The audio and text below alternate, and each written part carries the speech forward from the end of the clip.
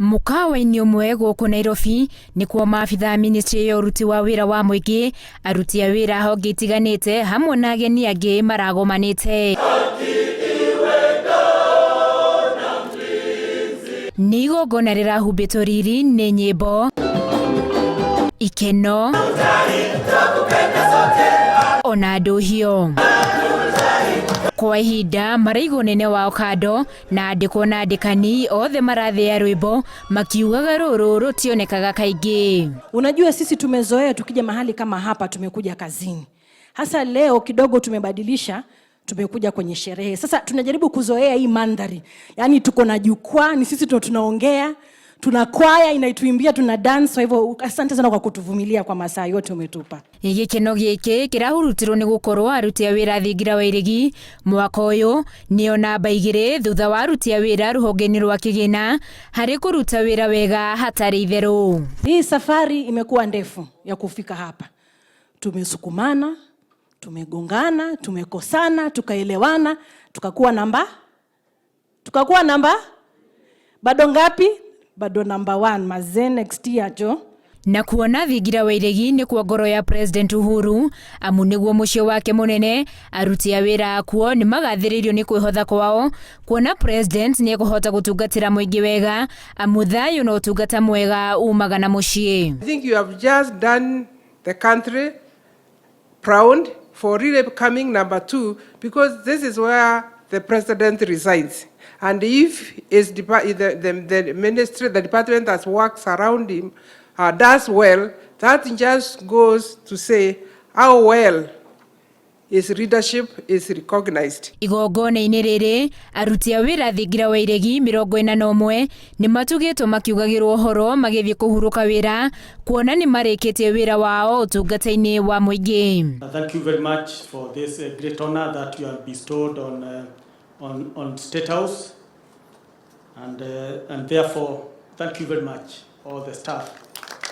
And what those 41 retirees are going to be doing is to plow back, to give back to the institutions that got you where you managed to get to, and to make them better for those who come after you.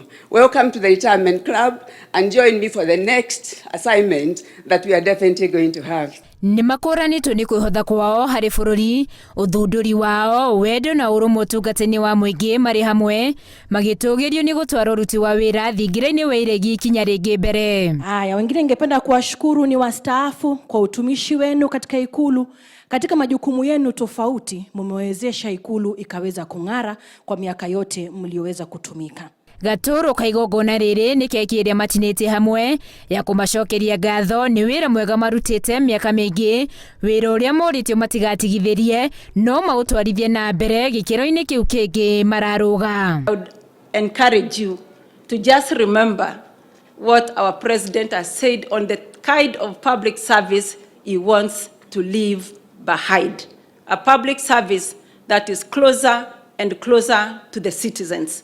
And retirement is just another phase, as has been said, and it is a state of mind.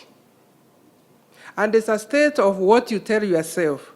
If we tell ourselves we are tired and we are old, that happens.